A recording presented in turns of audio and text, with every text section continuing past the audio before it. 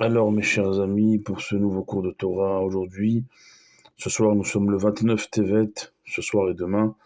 Et le 29 Tevet, c'est la date de la Iloula d'un grand tzaddik, ce qu'on appelle Skana Mekoubalim, le doyen des kabbalistes, le Rav Yitzhak Kadouri, le Rav Kadouri, mondialement connu, bien sûr, euh, le plus grand kabbaliste de sa génération, de notre génération. Il a rencontré le rabbi. Il y a une vidéo que vous pouvez voir. Alors, vous marquez le Rabbi et le Rav Kadori, vous allez voir l'intensité de l'échange entre ces deux géants. Et ce soir, c'est ça Iloula, ce soir et demain, 29 Tevet, que son grand mérite, parce que c'est un tzaddik qui a connu dans sa plus tendre enfance le Ben Ishraï, imaginez-vous jusqu'où ça remonte, en Irak, avant d'arriver en Eretz Israël, et son grand mérite. Il nous protège à tous, qu'il fasse revenir nos otages un maximum en vie.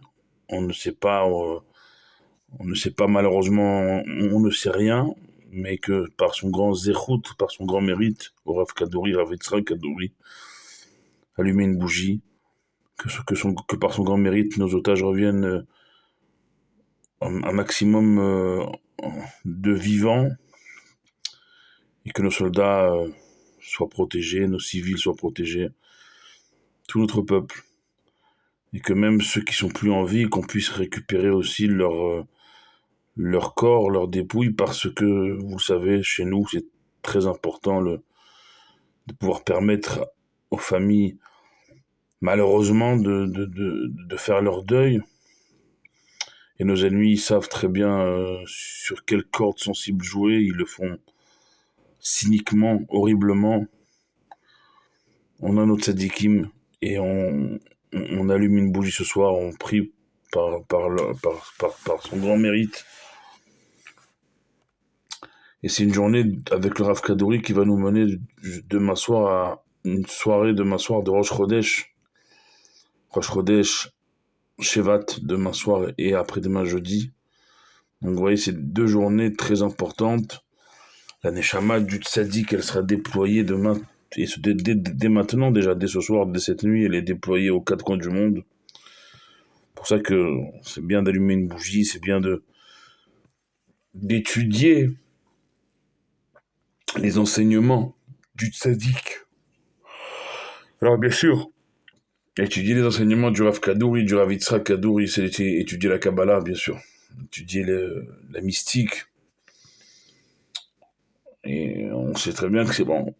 Alvaï, que ce soit à la portée de nous tous, mais déjà, en tout cas, dans sa hitnahagout, dans son comportement, on peut suivre ses traces. C'était quelqu'un qui était d'un niveau extrêmement grand et qui était toujours dans l'humilité. À l'image de Moshe Rabbeinu, de notre paracha, de nos parachiotes actuellement, on voit combien Moshe Rabbeinu, il a du mal à se sentir légitime dans sa position, dans sa mission. Et Akadosh Baruch Hu, il va à plusieurs reprises le renvoyer chez Pharaon encore. Parce que Akadosh Baruch Hu, quand il désigne Moshe Rabbeinu, il sait qui il désigne. Il désigne celui qui sera le plus fidèle dans toute sa maison, dans toutes les générations, le plus humble, le plus effacé. Ça, c'est la marque de notre tzadikim. Depuis Moshe Rabbeinu, cette anava, cette humilité, alors que ce sont des êtres exceptionnels. Ils ont une proximité avec Dieu qu'on n'aura peut-être jamais, et ils ont ce sentiment qu'ils ne sont pas à leur place, ils ne sont pas légitimes, alors que c'est Dieu qui les choisit. Ça, c'est la marque des grands. Quelqu'un qui se prend pour un grand, il n'en est pas un. Quelqu'un qui ne se prend pas pour un grand, qui ne se prend jamais pour un grand, qui se prend toujours... voilà. Il y a toujours à améliorer, à s'améliorer, à progresser, à grandir, de jamais se croire arrivé. C'est la pire chose qui peut nous arriver, justement, c'est de se croire arrivé, c'est de se dire, moi, j'ai pas besoin de changer quoi que ce soit. J'ai réglé ma vie. On entend souvent ces mots-là. Ah, c'est la vie qui nous règle nos comptes à la fin. Il y a personne ne peut contrôler le temps qui passe.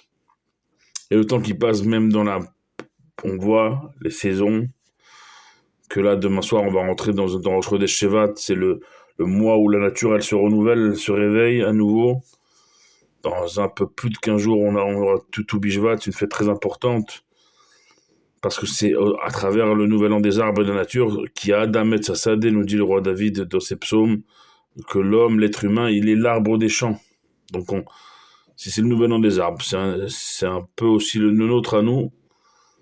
Et un renouveau, il doit s'accompagner de bonnes racines. Les bonnes racines, c'est les parachutes que nous sommes en train de vivre. C'est ce Shabbat.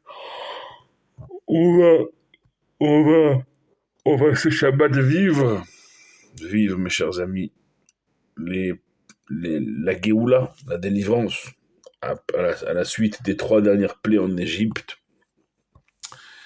Eh bien, la dernière en tout cas, c'est la mort des premiers-nés égyptiens. Elle va faire flancher Pharaon définitivement. Peut-être pas totalement définitivement, parce qu'après on verra qu'il va les poursuivre jusqu'à la mer. Et il faudra que Kadosh Baruch Hu fasse un autre miracle d'ouvrir la mer pour nos ancêtres et de la refermer ensuite sur nos ennemis. Mais en tout cas, quand on lui prend son fils, que son fils il n'est plus en vie, Pharaon cède. Et vous vous souvenez, on avait parlé qu'au début de la paracha de Shabbat dernier, on répétait à plusieurs reprises Vid'atem ki ani Hashem, pour que vous sachiez que je suis Dieu. Et je vous avais ramené une machloket, une discussion de la Gemara qui demandait si Vid'atem ki ani Hashem, c'est pour savoir que je suis Dieu, c'était adressé aux Égyptiens ou aux Juifs. Alors, il y a les deux avis. Toujours est-il qu'à travers Pharaon, on apprend. À travers nos ennemis, on apprend. C'est-à-dire que quand Akadosh Baruch Hu, il endurcit le cœur de Pharaon, au point que Pharaon, il doit attendre que sa propre chair, son propre fils, son successeur à l'époque des pharaons, un fils, c'était la dynastie qui continuait.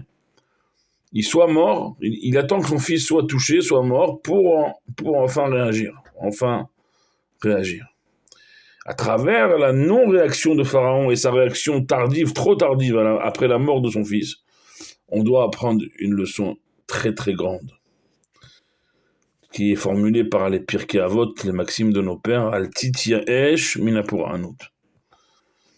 Ne désespère jamais de la punition, parce que la punition, elle arrivera tôt ou tard. Ne te dis jamais, bon, c'est bon, je peux continuer ma petite vie, et jusqu'au moment où, chas v'shalom, Dieu nous en préserve, on est touché dans notre chair, et là, on réagit, on est même en révolte, et on pose des questions, on comprend pas. Mais quand ils sont venus voir le prophète Yirmiyahu Navi après la destruction du premier temple, ils ont dit, mais on comprend pas. Yirmiyahu Navi, il dit, mais c'est Dieu qui vous comprend pas. Il m'a envoyé vers vous pour vous prévenir. Des semaines, des mois, des années, vous avez rien voulu entendre, et maintenant vous venez vous plaindre et demander pourquoi. Chers amis, ne soyons pas des pharaons. N'attendons pas d'être touchés de manière proche et directe pour réagir. Réagissons dès maintenant. C'est-à-dire, c'est ça le Inyan, c'est ça. C'est bien qu'il y ait des chaînes de Tehillim, c'est très très bien. La solidarité juive, elle est toujours en action, Baruch Hashem. Mais si maintenant moi je vous dis ce soir, je vais bien, Baruch Hashem, priez pour moi, vous allez me dire, mais il lui manque une case, Avner. Il nous dit qu'il est très bien, il nous dit de prier pour lui. S'il est très bien, on n'a pas besoin de prier pour lui. Justement, prier pour que je reste bien. Et de ne pas attendre les moments où les personnes ne sont pas bien pour commencer à prier, commencer à lever les yeux vers le ciel, commencer à considérer Dieu. Prions quand les gens, justement, vont bien, pour qu'ils le restent bien. Ne soyons pas des pharaons qui attendons la dernière plaie, l'ultime drame pour réagir. Réagissons maintenant. Quand on a la vie, on a la santé, eh ben, on fait tout pour le rester, pour que nos proches le restent et pour que notre peuple le reste.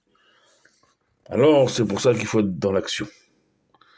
C'est ne pas être à l'image de Pharaon, être plutôt à l'image d'un Moshe Rabbeinu, qui Dieu lui demande de faire, et tout de suite il agit, il est dans l'action.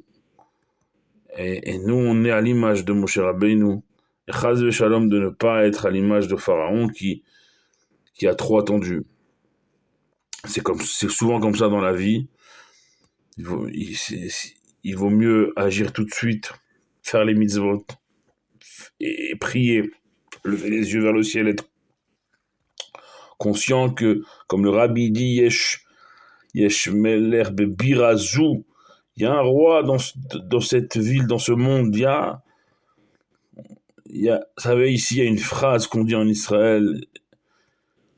Si on n'a pas la mouna, on n'a rien du tout. Parce que c'est vital ici. Si on ne garde pas la foi ici, c'est tellement vital la situation ici que si on ne s'accroche pas à la foi, qu'est-ce qui nous reste? Donc c'est à la foi qu'on doit s'attacher, c'est à l'action qu'on doit s'attacher. Parler, c'est bien, c'est tout ce qu'on veut, mais l'action. L'action pour être du côté de ceux qui agissent et pas de ceux qui subissent. Chers amis, soyez tous et toutes bénis, priez pour nous comme on prie pour vous, ensemble on est toujours plus fort. Allumez une bougie pour le tzaddik Rabbi Yitzhak Kadouri. Bientôt ce sera à Motzei Shabbat également la Iloula de Baba Saleh, Rabbi Israël Abou Hatzera. On en reparlera Blinéder avec l'aide de Dieu demain soir. Et on essaiera aussi jeudi soir Blinéder avec l'aide de Dieu. D'ici là, la formule consacrée, qu'ensemble on est toujours plus fort. Toujours. Baruch Adonai Leolam. Amen ve Amen.